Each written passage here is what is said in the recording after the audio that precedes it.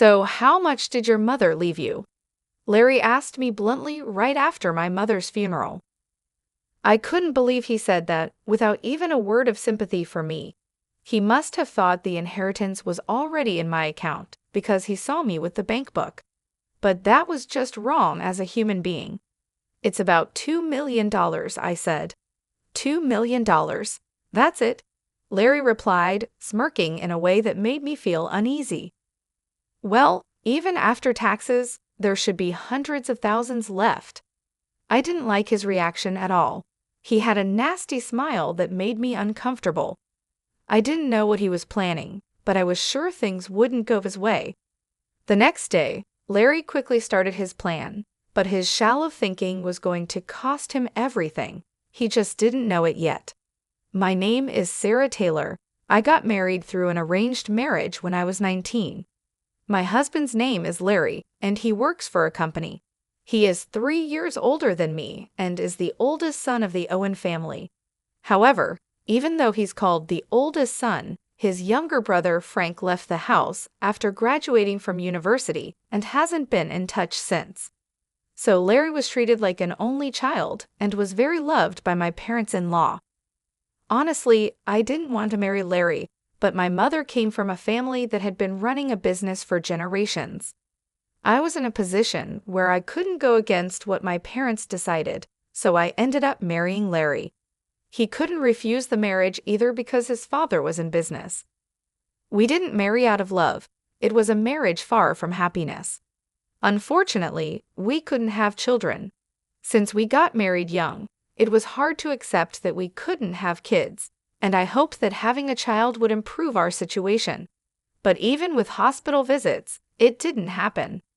"Hey, barren woman, are the chores done?" At first, my parents-in-law, who used to treat me well as a young lady, started calling me a barren woman after a few years. "I mean, you should be able to make it happen if you just do what you're supposed to do. It's a waste of money going to the hospital." My father-in-law would say mean things to me every day, but Larry never stood up for me. While I was being scolded by my in-laws, he would either read the newspaper or take a nap, snoring away. Even when I wanted a change and said I wanted to work, he would say, "If you go to work, people will think we're not doing well," and wouldn't let me leave the house. At that time, it was common for women to become homemakers after getting married. However, living with just my mother-in-law was honestly a nightmare every day. No one would help me. I couldn't worry my parents by telling them, and I couldn't run away because our marriage was tied to work. Still, I thought I would be rewarded someday and desperately endured every day.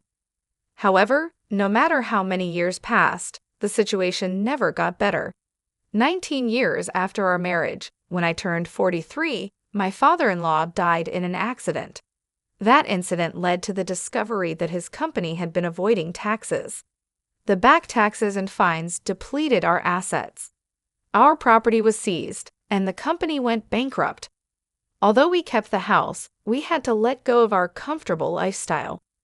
I thought it would be hard for Larry, who was then 45, to find a new job, but my parents introduced him to one. Thanks to that, he quickly found work. But my mother-in-law became like an empty shell and aged rapidly. For a while, she didn't even have the energy to say mean things to me, which was a relief. But then she had a stroke and needed care. With this, I truly lost any hope of having a child anymore. I was already 43 and somewhat giving up in my heart, but this became the real turning point for letting go. Larry, as if it were only natural, pushed the care of his mother onto me. On his days off, he would lounge around just like before. "Larry, I wish you'd help with your mother's care sometimes," I gathered my courage and told him one day. Even if it were just on his days off or even for one meal, if he could help, it would mean so much to me. But Larry frowned and said, I'm working, you know. Let me rest on my days off." Larry just didn't seem to understand. I don't really have what you would call a day off. After Larry's father's company went bankrupt, my parents started worrying about me. They finally said, "Come back home." But what would happen to his mother if I left now? We have a caretaker come once a week, but I can't imagine having the money to hire someone every day for this house. Even though I was treated badly, I couldn't abandon her. It just wasn't in me to do that. Eventually, Larry started leaving the house early, even on his days off. He said he felt uncomfortable if he stayed home and relaxed. I heard through the neighbors that he started saying, "My wife won't even let me relax at home on my days off."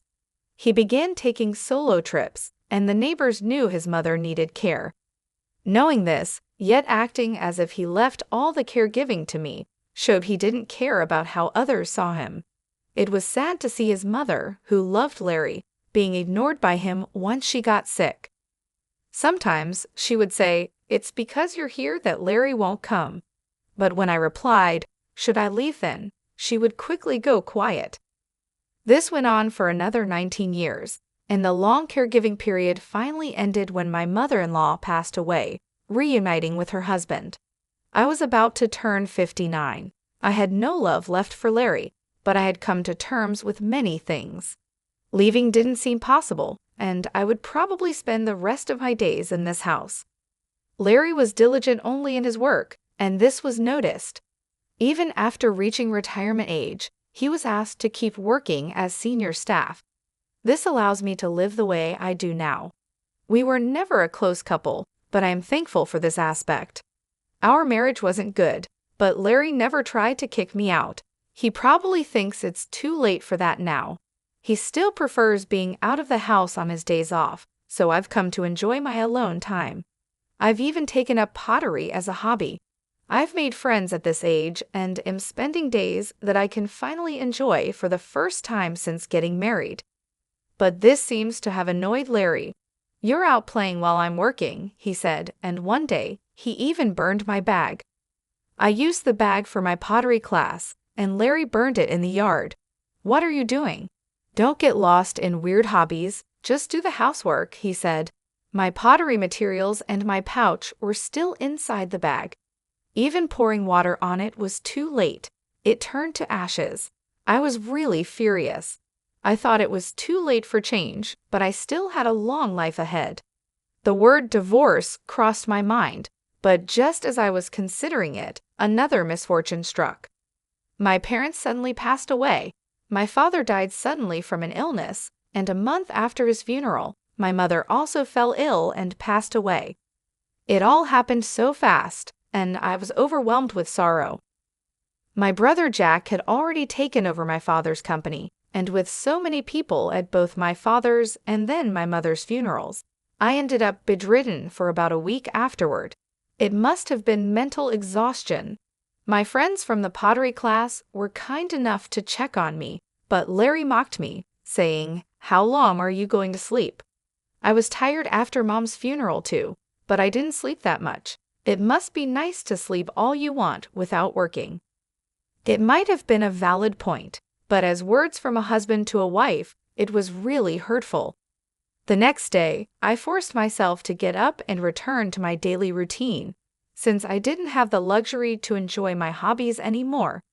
It was a bare minimum life, but Larry seemed satisfied and didn't care about my feelings. Then, sometime after my mother's funeral, I remembered that the payment deadline to the funeral home was approaching and looked at the bank book.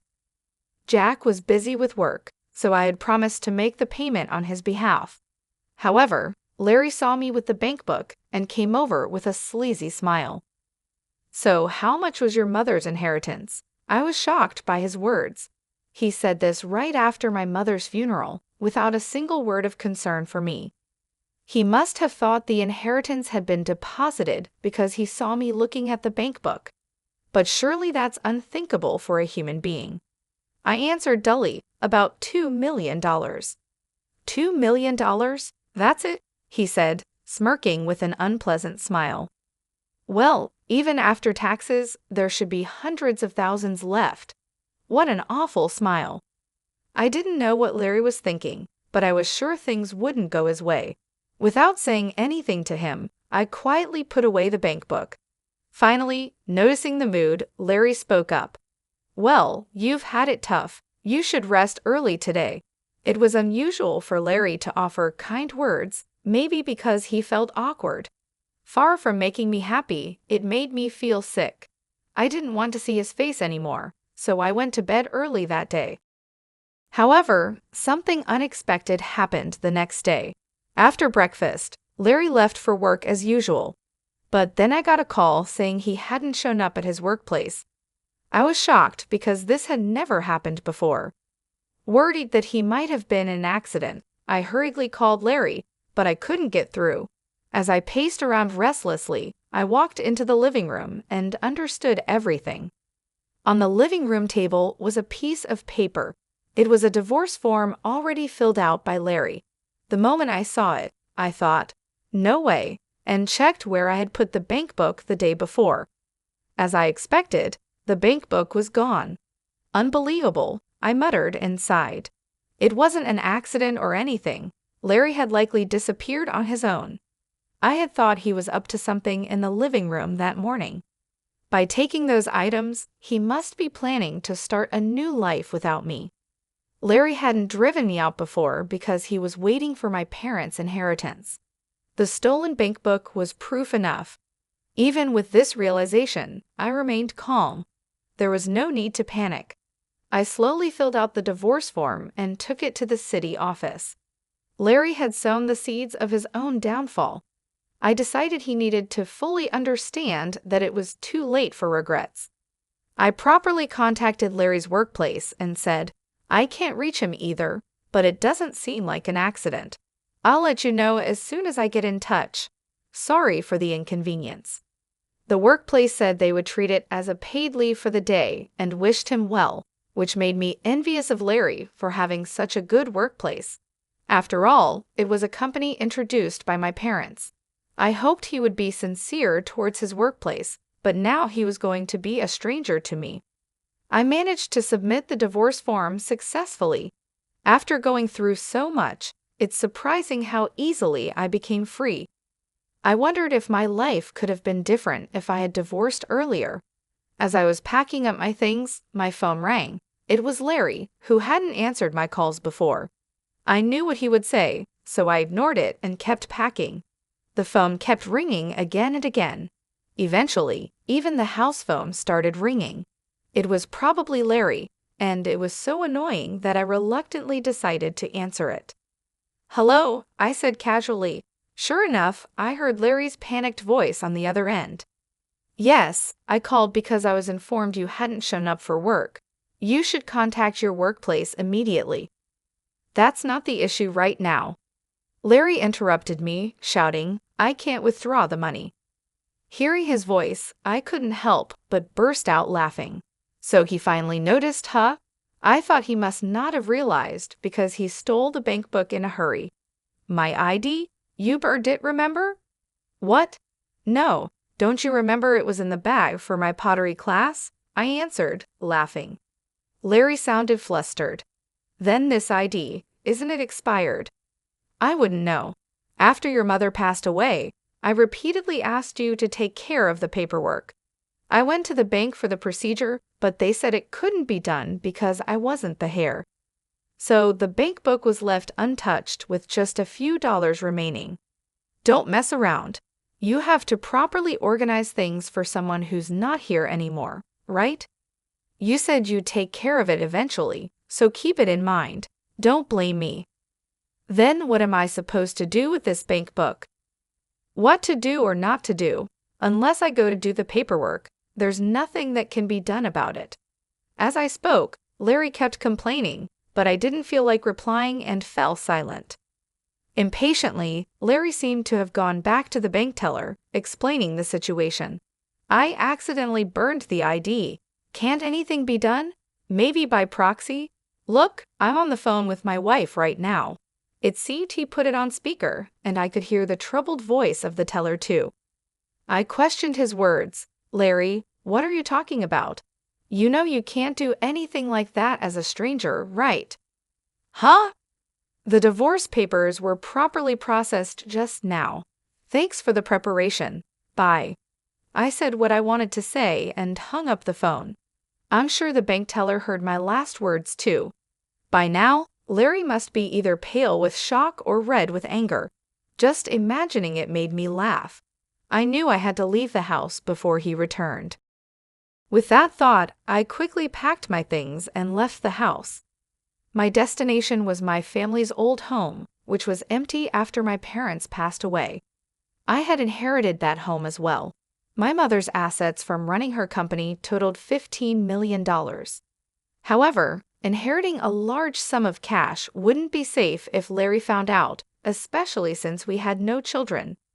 So I inherited just enough to live comfortably, about $2 million. The rest was the family home, my mother's beautifully preserved dresses, and my father's antiques.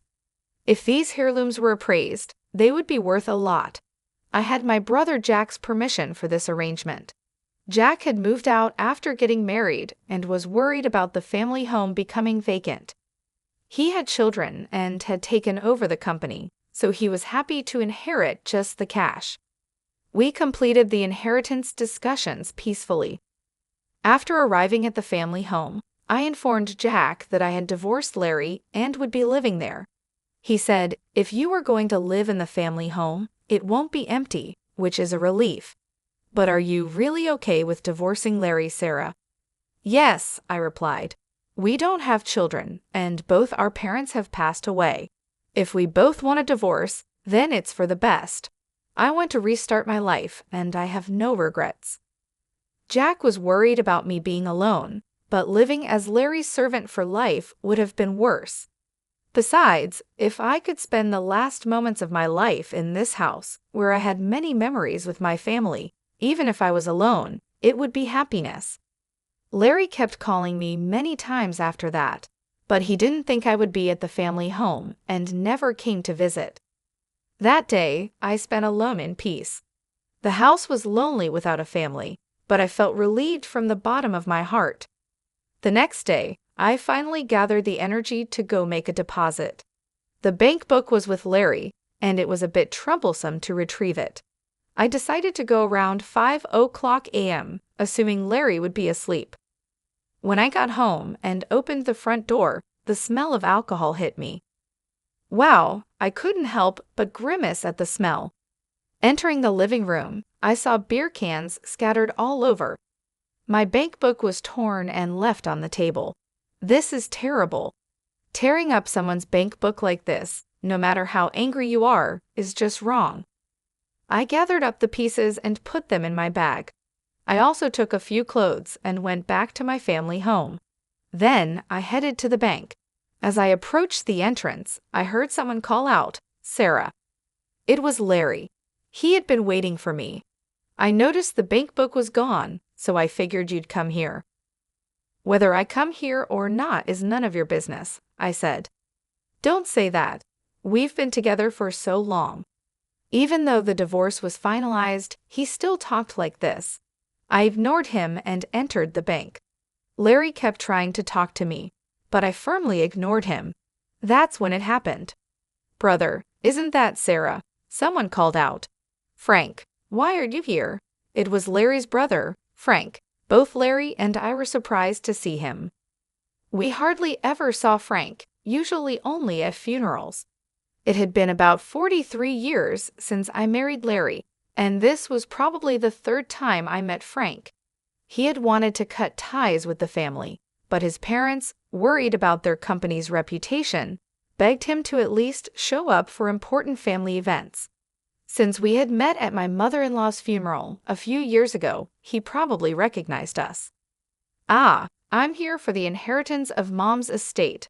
Thought I'd check the balance and then inform you too," Frank said. Larry's eyes lit up. I was surprised too. I thought there was just a few dollars left in the bank account, but according to Frank, there were also investment trusts set up a long time ago and safety deposit boxes rented during their father's lifetime. Frank had heard about it from his mother before she passed away. She had sent him a message saying, "If anything happens, you take care of it." However, due to his busy life, it had taken him this long to act. Frank looked apologetically at me and Larry. There was a letter in the safety deposit box along with some jewelry. Mom said all her estate should go to Sarah. What? I was surprised by Frank's words, but Larry looked even more shocked. Frank pulled out a letter from the documents he had with him. I recognized the stationery because I had bought it for my mother-in-law. The letter clearly stated that all the jewelry in the safety deposit box and other assets should go to me, her daughter-in-law Sarah. I could picture my mother-in-law writing it carefully. I remembered asking her if she needed the letter, but she had coldly replied, "It has nothing to do with you." Maybe she meant to write this letter at that time. I covered my mouth in surprise. "Sarah, you've been taking care of everything on your own, right?" Frank said. Despite the mean things my mother-in-law had said, she was sorry and wanted me to handle the estate. She knew that if she told Larry, he'd probably try to keep it quiet. Next to me, Larry's face turned red, and he started trembling. "Well, I never intended to inherit anything, but as the legal heir, I thought I had to handle it. It's just a matter of changing the name to Sarah, so that shouldn't be a problem for you, right, Larry?" Frank said this casually, not knowing about our divorce. Later, I was called to the bank counter. Larry, without any purpose, just sat in the lobby, lacking the energy to follow. That day, I completed the reissuance of the bank book and the transfer for the funeral home. "I'll be going ahead, Sarah. I'll contact you again," Frank said, leaving Larry and me behind in the bank. I safely returned home. Frank contacted me again later, explaining that Larry had protested, saying, "Such a letter is invalid." But Frank convinced him, saying, "Respect Mom's wishes." However, unable to satisfy Larry, Frank visited a lawyer for free advice. Although the letter couldn't be recognized as an official will, the lawyer suggested that settling by discussion would be more cost-effective than hiring a lawyer. Larry agreed to the inheritance of the house. The investment trusts weren't worth much, and Larry reluctantly gave up on those and the jewelry. Thus, I formally received my mother-in-law's estate. If Sarah gets Mom's estate, I should get it from my mother-in-law, right? Larry argued with the lawyer, but that was a different matter. It was embarrassing. Even the lawyer scolded him.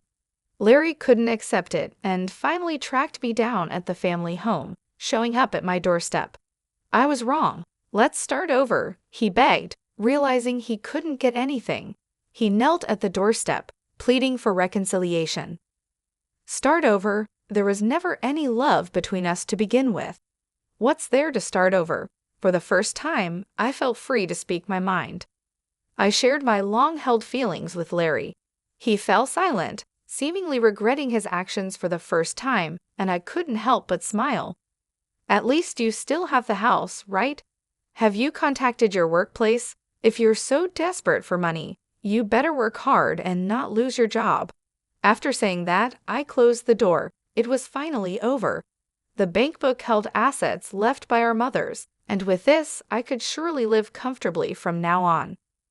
Larry, however, continued to be absent from work without informing his workplace, which led to his dismissal. I had warned him.